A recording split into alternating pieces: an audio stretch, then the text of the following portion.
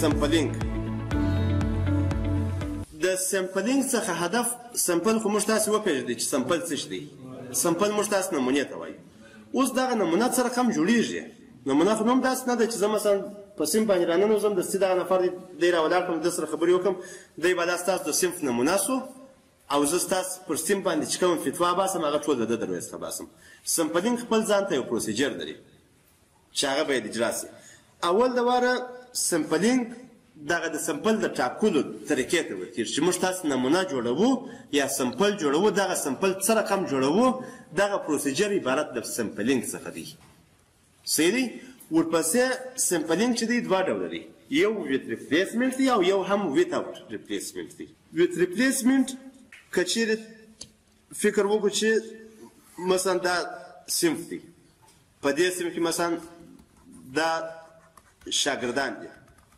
مثال د دې څخه چې کله زه سمپل راباسم یا سمپلینګ زه پکې کوم دا پروسیجر چې زه مخته وړم یو وایي د بیرته ایښودلو سره دی او یو د بیرته نه ایښودلو سره دی. د بیرته ایښودلو سره ویت ریپلیسمنټ دا معنی چې مثلا دغه نفر دی دا نفر دا زه غواړم چې د سمپل په حیث باندې استفاده کړم دی راباسم دلته په دې ځای کې خپل باس ورسره کوم پوښتنې ځینې کوم دی زما لپاره یو سمپل شو. صحیح دی؟ بیرته د هغه نفر ته وایم چې ته ولاړ شه بیرته دې په صنف کې کښېنه. صحیح؟ ورپسې مثلا راځم دا نفر راباسم د باندې د دې سره خبرې کومه بس چې مې ورسره خلاص کړي بیرته ورته وایم چې همدار خپل صنف ته ځي دی بیرته راځي به صنف ته. ورپسې مثلا راځم دا نفر راباسم د ده سره خبرې کومه بیرته یې استوم به صنف ته چې همدار په صنف کې کښېنه. صحیح دی؟ اوس امکان لري چې دغه نفر چې دا ما مخکې راایستلی و دغه نفر دا بیا راوباسم. امکان شته که نشته پکې کې په دې خاطر باندې چې بیرته مې کښې کښېنولی دی په صنف کې. اوس په صنف کې خو دا دستي ماته معلومېږي چې هغه د هغه نفر زرغونه خولۍ ده دا که چېرې زه راوباسم د هغه زرغونه خولۍ به دا زما بیرته شاید حتما په فکر کېږي په سلو نفرو کې حتما زما فکر ته دا تېرېږي چې دغه نفر ما مخکې راایستلی و خبرې مې ورسره کړې ده. اوس که چېرې ته د جوز سمپلینګ کوې جواز د شیان یو جواز راخلې مثلا ګورې چې خالي دی که یا نه دی خالي بیرته یې ورغورځوې جوز ته. بل راخلې ګورې خالي دی که نه دی خالي بیرته یې ورغورځوې جوز ته. بل راخلې ګورې بیرته یې ورغورځوې. امکان لري چې بیرته بیا هغه تا چې مخکې کتلی دی هغه بیا راواخلې. اوه دې ته سمپلینګ ویت ریپلیسمنټ ویل کېږي چې زه بیرته کله چې مې دا سمپل انتخاب کړي بیرته یې واستوم خپل ځای ته. دې ته سمپلینګ ویت ریپلیسمنټ ویل کېږي. او دوهم ډول چې دی هغه سمپل ویتاوټ ریپلیسمنټ دی. ویتاوټ ریپلیسمنټ کله چې مې مثلا زه جواز انتخابوم جواز چې مې راپورته کوي ګورم یې چې مشکل خو به نه لري خالي دی که یا ډک دی اوه د وزن څخه یو څه معلومېږي لږ. کله چې مې دا وکتې دا یږدم هلته چلا بل راخلم په دغه دا کم جواز چې پاتې دی چې دا ما نه دي کتلي په دې کې امکان د دې شته چې زه بیا داسې یو جواز راواخلم چې مخکې ما کتلي نشته په دې خاطر باندې چې هغه ما چلا ایښی دی درسره. نو دې ته ویتاوټ ریپلیسمنټ ویل کېږي. یا مثلا زه راځم دغه کوم دا یو تور بال پکښې کې دی دا یم بل تور بال ورپسې دا یم یو شین بال دا هم بل شین بال دا هم بل شین بال ورپسې دا هم دا څه رقم رنګ دی هر شی چې ورته وایاست دا رنګونه. اوس کله چې زه مثلا دغه په نظر کې ونیسم دا ګراف دا تاسو فکر وکړئ چې دا یو کڅوړه ده یو بسته ده.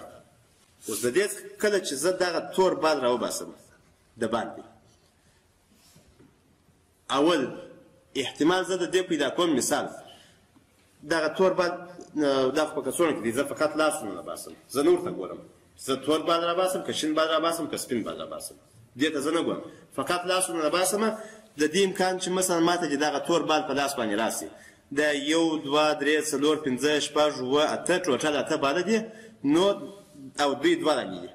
نو دوه پر 8 باندې امکان د دې شته چې ماته دا تور بال په لاس باندې راسي. صحیح دی؟ اوس که چیرې زه دغه بال د باندې کښېږدم په دې ځای کې مثلا راسره وساتم دا یو تور بال ورپسې بیا که چیرې زه لاسونه نه باسم امکان د دې شته چې ماته یو پر اووه باندې راسي یو پر اووه باندې په دې خاطر باندې چې ټوټل بالونه چې په دې ځای کې دي اووه دانې دي او تور یې یو دانه دی پکښې کې نو دغه احتمالات هم کرار کمیږي سره صحیح دی. اوس بیا کله چې دا هم ځینې راوباسم په دې ځای کې بیا 0 پر 6 باندې دغه راځي امکان شته، یعنې هېڅ امکان نه لري چې زه د تور بال پکې پیدا کړم. دا ته سمپلینګ ویتاوټ ریپلیسمنټ ویل کېږي. او کله چې زه دغه بالونه بېرته انتقالوم بېرته دا احتمالات د ونې اضافه کېږي ورسره لکه د دې ده صحیح دی. نو سمپلینګ چې دی دوه ډوله دی، یو ویت ریپلیسمنټ چې موږ تاسې بېرته هغه سمپل پر خپل ځای باندې ایږدو، او یو هم ویتاوټ ریپلیسمنټ چې موږ تاسې پر خپل ځای باندې نه ایږدو. ورپسې د دې څخه وروسته بله برخه چې ده سمپلینګ میتود دی. سمپلینګ میتود چې دی، سمپلینګ میتود بیا په دوه ډوله باندې دی. د کومو طریقو څخه موږ تاسې استفاده کوو چې دا سمپلینګ جوړ کړو. یو رنډم دی، یو نان رنډم دی، یو اټکلي دی او یو هم غیر اټکلي دی. اټکلي دغسې په دې صنف دغه کې اوبه شته نشته؟ اټکلي مثلا د کوم ځای څخه راوړې؟ د کوم ځای څخه؟ دلته شته؟ سټور دی؟ مفت شی ته د چار نه غواړم. وایي دا خو یې دغه را ډک کړي دي.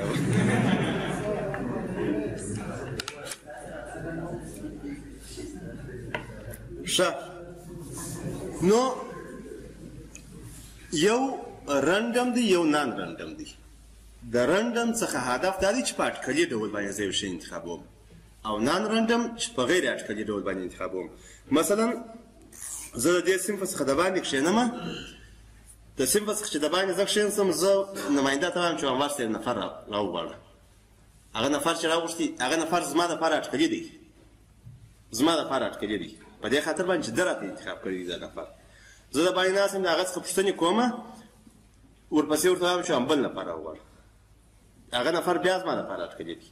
مګر کله چې زه و دغه صنف ته راسم، په دغه صنف کې تاسو ټول ته ودرېږم، درپسې کې وګورم بیا درته وایم چې یو نفر ته داسې ونیسم چې همدغه نفر دې راولاړ سي. دا نان رنډم دی، دا اټکلي نه دی صحیح دی. یا مثلا که چیرې زه راسم په دغه صنف کې او ووایم چې احمد الله دې راولاړ سي. احمد الله خو دا رقم دی چې دا زه دا صنف ته راځم، دا زما دغه شی په فکر کې دی چې زه به احمد الله راولاړوم، او هغه اټکلي نه سو ویلی چې دا دې اټکلي سي. مګر کله چې زه د صنف څخه د باندې ووځم نماینده ته ووایم داسې ورته وایم چې ته ورشه سپین کالۍ راولاړ کړه. سپین کالۍ دا نه ورته وایم، زه فقط ورته وایم چې ورشه د دې صنف یو شاګرد راوباسه. ده چې بره د وړاندله کړې ده چې په لاره یو باندې ومرسته دار یو چې راویستي کې د هغه نو سمپلینګ چې سو یو رنډم سو او یو هم نان رنډم سو. رنډم چې په اټکلي ډول باندې موږ تاسې انتخابو، او نان رنډم هغه دی چې هغه په غیر اټکلي ډول باندې انتخابو. ورپسې رنډم سمپلینګ میتود. اوس کله چې زه یو شی په اټکلي ډول باندې انتخابوم، دا هم خپل ځان ته یو پروسیجر لري چې هغه 4 بخشه دي. اول ډول چې دی وای سمپل رنډم سمپل دی. سمپل رنډم سمپل د دې څخه هدف دا دی کله چې زه مثلا یو سمپل جوړوم، دا سمپل دا رقم دی. مثال ستاسو په صنف کې سمپل رنډم چې دی، سمپل رنډم څخه هدف دا دی چې وای چې هر یو مثلا اټکلي دغه مساوي چانس ولري. مساوي چانس دا معنی ستاسو په صنف کې ټوټل 100 کسه یاست، او 100 کسه یاست. زه مثلا د باندې ناست یم، په اټکلي ډول باندې زه په تاسو کې یو څوک انتخابوم، نماینده ته وایم چې ته ماته یو نفر راوباسه. ټوټل څو کسه یاست؟ 100 کسه یاست. کله چې ټوټل 100 کسه سواست، تاسو په تاسو کې هر یو د راپورته کېدو یا د هر یو د راولاړېدو چانس 1% باندې دی. او یعنې هر یو مساوي چانس لري په تاسو کې. شاید دی راولاړ سي، شاید دی راولاړ سي، شاید هغه راولاړ سي، شاید هغه راولاړ سي، شاید په دې کتار کې راولاړ سي، شاید په هغه کتار کې راولاړ سي. نو هر نفر یې مساوي چانس لري. دې ته سمپل سمپل رنډم دی ویل کېږي. سمپل رنډم سمپل و دې ډول ته ویل کېږي چې هره نمونه مساوي چانس د بلې نمونې سره ولري. اوس بیا کله چې دغه نمونه مثلا بېرته ولاړه ده، دا نفر ولاړ ووتی، کله چې ووتی دا زه ور یې د باندې ودروم ویتاوټ ریپلیسمنټ. وروسته بیا ورته وایم چې انور صاحب بل نفر راولي. بل نفر چې دی ماته راولي، د بل نفر دا 1/99 دی چانس یې. هغه که چیرې ورې د باندې پسه ودرېږي د بل نفر ده بیا یو پر اته نوي باندې دی نو په دې سیم کې چې هر څو کسه پاتېږي د ټولو چانس مساوي دی یو د بل سره دې ته سمپل رنډم سمپل ویل کېږي ورپسې د دې څخه وروسته بل برخه چې ده سټراتیفاید سمپل دی په دې ډول کې بیا وایي که چیرې موږ تاسې پاپولیشن مثلا زه ووایم چې همدا مثال دا ټوټل صنف دی اوس دا صنف که چیرې زه پر کوچنیو ګروپو باندې مثلا تقسیم کړم مثلا دا هم یو ګروپ ورپسې دا هم بل ګروپ ورپسې دا هم بل ګروپ دا هم بل ګروپ پر دې ګروپو باندې تقسیم کړي اوس کله چې پر دې ګروپو باندې تقسیم کړي په دې ګروپو کې کله چې د دې څخه مثلا یو نفر انتخابوم د دې څخه د دې ګروپ څخه او یا هم د دې ګروپ څخه و دې ته stratified sampling ویل کېږي یا stratified random sample ویل کېږي stratified sample we divide the population into groups called strata and then take a sample from each strata اول د واره مکمل پاپولیشن چې دی مکمل پاپولیشن پر ګروپو باندې تقسیموو کله چې پر ګروپو باندې تقسیم کړي بیا د هر ګروپ څخه یو سمپل راباسو اسانه مثال یې مثلا ستاسو په سیم کې زه ټول 100 کسه شاګردان دي دا پر مختلفو ګروپو باندې ویشم مختلف ګروپونه مثلا وایم چې د کندهار د جلاسي د هلمند د جلاسي د روزګان د جلاسي د پکتیا د جلاسي د روزګان د هرات د جلاسي دا جلا ګروپونه سول اوس امکان لري چې ستاسو په سیم کې د کندهار د 10 کسې شته امکان لري چې مثلا د وردګو د 15 کسې د پښې ډېر دي 50 کسه 50 کسه دي ښه اخو مثلا د 50 کسه امکان لري چې مثلا د هلمند د یو 3 کسه د پښې کې څلور کسه سیدي فرض کسه چې دا که چیرې زه پر دا رقم ګروپو باندې تقسیم کړم او بیا د هر ګروپ څخه یو سمپل وټاکم و دې ډول سمپلینګ میتود ته stratified سمپل ویل کېږي پوه شوست ورپسې د دې څخه وروسته بله برخه چې ده د کلسټر سمپل دی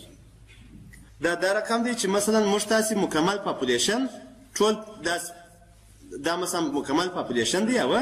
اوس دا مکمل پاپولیشن موږ دا هم یو ګروپ ورپسې دا هم بل ګروپ ورپسې دا هم بل ګروپ مثلا 3 ګروپ سوله مخکې خو موږ د یو ګروپ څخه مثلا د دې ګروپ څخه به یو نفر راوښتي د دې ګروپ څخه به یو نفر راوښتي او د دې ګروپ څخه به یو نفر راوښتي اوس کله چې پاپولیشن ټول پر ګروپو باندې تقسیم کړي یو ګروپ یې انتخابو راځو پر هغه باندې دغه کوو هغه زموږ لپاره یو سمپل څو پر هغه باندې انویسټیګیشن یا څېړنه کوو نو و دې ډول دغه ته دې ډول سمپلینګ ته کلسټر سمپل ویل کېږي ورپسې د دې څخه وروسته بله برخه چې ده د سیستماتیک سمپل په نامه باندې یادېږي سیستماتیک سمپل څخه هدف دا دی چې مثال زه راځم پوهنتون ته پوهنتون زما لپاره ټول پاپولیشن دی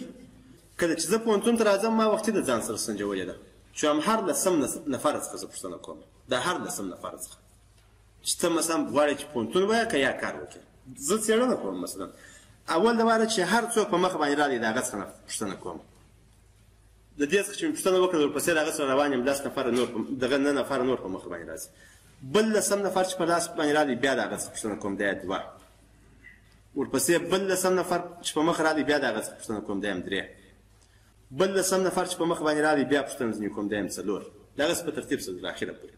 اوس دا لس چې دی دا ما خپل په خوښ باندې یو هدف ټاکلی دی تاسو کولی شئ چې وایاست چې زه د هر 15 کس څخه پوښتنه کوم د هر 50 کس څخه پوښتنه کوم د هر 102 کس څخه پوښتنه کوم دا ته یو دغه ټاکې یو حد ته ټاکې نو و دې ته دې ډول سمپلینګ ته سیستماتیک سمپلینګ ویل کېږي صحیح دی بله برخه چې ده سټاټسټیکل ډیټا ده سټاټسټیکل ډیټا خو موږ تاسو وویل چې معلوماتو ته ویل کېږي و سټاټسټیکل ډیټا دغه د احصایوي معلومات ته ویل کېږي احصایوي معلومات پر 2 ډوله باندې یو پرایمري ډیټا ده یو سیکنډري ډیټا ده یو لومړني او دوهمي د لومړنیو معلوماتو څخه هدف دا دی چې مثلا زه په تز کې وایم چې انوار صاحب په کندهار پوهنتون کې معلومات وکړي یا څېړنه وکړي چې د کندهار پوهنتون څو فیصده شاګردان د کندهار دي د کندهار اوسېدونکي دي تاسې راځئ دا څېړنه کوئ مثلا ټول معلومات مو تکمیل کړل معلومات مو تکمیل کړل ستاسو لپاره دا معلومات چا تکمیل کړي دي زه درته وایم وام ته ورسه په کندهار پوهنتون کې د کندهار شاګردان یا د کندهار محصلان معلوم کړه تعداد یې څو کسه دي په تاسو کې څوک راځي مثلا کندهار پوهنتون ته مثلا دی راځي نوم څه دی قدرت الله پر ماښام تا میسج رسولی قدرت الله راځي قدرت الله چې کندهار پوهنتون ته راځي د چې دا معلومات راټول کړل د ده لپاره دا لومړني معلومات دي اولیه معلومات دې ډول معلومات ته چې ده په خپله راټول کړي دي یا د ټرای پر کړی دي د کوشش کړی دي دې ته پرایمري ډیټا ویل کېږي او سیکنډري ډیټا یا سیکنډري ډیټا به هغه ډول معلومات ویل کېږي چې یا د انټرنیټ څخه راواخلي یا د کتاب څخه راواخلي یا یو بل چا مخکې څېړنه کړې دی د هغه څخه معلومات راواخلي دې ته سیکنډري ډیټا ویل کېږي صحیح دی ورپسې د دې څخه وروسته بله برخه چې د ټایپس اف ډیټا دی یا د معلوماتو ډولونه چې پر څو ډوله دي معلومات عموما پر دوه ډوله باندې دي یو د کوالیټیټیو ډیټا په نوم باندې یادېږي کوالیټیټیو او یو هم د کوانټیټیټیو ډیټا په نوم باندې یادېږي کوالیټیټیو ډیټا مثلا د یو نفر وریښتان سره دي دا یو سور دا یو کوالیټي ده دا سور رنګ او ورپسې مثلا د یو چا وریښتان تور دي دا یو کوالیټي ده د هغه نفر ورپسې مثلا د یو چا سترګې شنې به دا رقم سترګې به اکثره وخت پېښېږي د دې به څنګه دي دا یو دا خو بیخي خراب سترګې دي مثلا دا کوالیټي ده صحیح دی یا مثلا تاسو په صنف کې هم ځینې کوالیټیانې موجود دي یو ډېر ټمبل دی یو لږ ټمبل دی یو ډېر لایق دی یو نو کې لږ لایق دی مثلا دا کوالیټي ده د یو چا اوس د ټمبل څخه زما هدف دا نه دی چې ګرسره په ژوند یې زده کولی نه شي ټمبل څخه مې هدف دا دی چې سهار ښه په شوق باندې راکښېني او ژر ځان راورسېږي دلته چې استاد ورته ګاډي ځینې وخت استاد خو دا تشویقي خبرې هم کوي یوه داسې درس وایاست داسې وکړئ داسې وکړئ دی نو دلته چې ناست یو قسم داسې انرژي اخلي چې دا مازو ووځم او دا مازو کور ته ولاړ شم اول به دغه مضمون ښه سم زده کړم دا چې مې زده کړې بیا به وروسته په دا روانه هفته کې دا مضمون زده کړم بیا به دا زده کړم بیا به دا زده کړم چې کور ته ورسېږي قرار یې وورسېږي زه سبا مې وایم ماښام به وایم قرار دا وخت دغه ټمبلي ده دا یو کوالیټي ده چې په یو انسان کې موجوده ده او دغه هم یو کوالیټي ده چې مثلا د دې ځای څخه ووځي بغیر له دې څخه چې استاد یو شی ورته وایي یا نور ورته وایي دی چې کور ته ولاړ شي دستي مثلا کتاب راواخلي چې ولا دا ځای باندې زما سم سر نه خلاص د دې به زه کوښښ وکړم چې سر په لاس کړم دا هم یو کوالیټي ده چې یو انسان یې لري مثلا د خبرو کولو کوالیټي یو څوک د خبرو ډېره ښه کوالیټي لري یو څوک درته ولاړ شي درته ګډ شي بس ګنګوړه کېږي په شدې سر نه خلاصېږي یو څوک درته ودرېږي شاید په دوو جملو کې یوه نیمه جمله ته واخلي زده یې کړي یوه نیمه جمله دا هم یو کوالیټي ده چې یو څوک یې لري نو ډیټا چې ده ډیټا یو کوالیټیټیو ډیټا ده او یو کوانټیټیټیو د کوالیټیټیو ډیټا څخه هدف دا دی چې دغه مشخصات چې پکښې کېږي دې ته کوالیټیټیو ډیټا ویل کېږي یا بل مثلا ډېره ښه کوالیټي چې مثلا موږ وایو چې د پلانکۍ ډېره ښه کوالیټي دا ده چې سهار ډېر وختي راکښېني او د وختي څخه مثلا اماده یي پلانکۍ سړی ډېر ښه دماغ لري چې یوه جمله یې ورته ووایي دی هغه جمله زده کولی شي دا یو کوالیټي ده چې یو څوک یې لري نو دا کوالیټیټیو ډیټا ده ورپسې کوانټیټیټیو ډیټا چې ده کوانټیټیټیو مثلا 10 دانې قلمان اوس کله چې زه 10 دانې قلمان یا 10 دانې مارکران په نظر کې نیسم دا 10 دانې دا زما لپاره کوانټیټي شوله او کله چې بیا زه وایم چې هم 10 دانې شنه قلمان نو 10 یې زما لپاره کوانټیټي شوله او شنه یې کوالیټي شوله دا رنګ چې یې ښیم صحیح دی یا 10 دانې شنه و سره و زرغونه قلمان 10 دانې زما لپاره کوانټیټي شوله او شنه و سره و زرغونه کوالیټي شوله دې ته کوالیټي او کوانټیټي ویل کېږي ورپسې attributes of the population attributes of population څه دي مثلا زه د یو نفر attributes وایم یو نفر مثلا د قدرت لاره د هم مثال فرش نیمه دی لاس نیمه دی جگوالی دی مثلا وزن دی و بایا چی شه و هم نوم یدی خود ده پاره بانی معلومات دی زه غواړم چې هم د ده اټریبیوټس څه دي صحیح نو وزن یې دی مثلا قد یې دی ورپسې د وینې ګروپ یې دی دا د په حساب باندې اټریبیوټس دي او ورپسې د دې څخه وروسته بله برخه چې ده کوالټیټیو ډیټا پر دوه ډولو باندې ویشل شوې ده یو وایي هغه کوالټیټیو ډایکوټومیک په نامه باندې یادېږي دا یوازې دوې والیوې اخلي په یوه وخت کې دا کوالټیټیو ډیټا دوی والیوې اخلي مثلا جنډر یا به میل وي یا به فیمیل د دې څخه واخوا د بل شی نشته صحیح دی یعنې که چیرې زه یو انسان ته میل او فیمیل لیکمه د دې میل او فیمیل څخه واخوا ته یو بل شی ورته لیکلی شمه بل شی نشم ورته لیکلی نو دا هم یو ډول کوالټیټیو ډیټا ده ورپسې دوهم چې دی پالینومیک په نامه باندې یادېږي پالینومیک څخه هدف دا دی چې هغه څو والیوې اخلي مثلا د یو نفر ایجوکیشن ځای یادوم د تعلیم سطحه د تعلیم سطحه د 12 صنف مثلا ویلی دی 12 صنف ورپسې مثلا بیچلر یې کړی دی او ورپسې مثلا ماسټر یې کړی دی ورپسې مثلا د پی ایچ ډي یې کړی ده اوس دا ټول په ایجوکیشن پورې مربوط دي مګر جلا جلا برخې دي نو دې ته څه په نامه باندې یادېږي د پالینومیک په نامه باندې یادېږي پالینومیک کوالټیټیو ورپسې د دې څخه وروسته بله برخه چې ده وریبل دی زما څخه مخکې پاته سوی و وریبل څه دی وریبل موږ تاسو په پښتو کې متحول ورته وایو متحول په تاسو کې 12 صنف کورد ویلی دی دغه د ایکس قیمت مو در اخره پورې پیدا کوي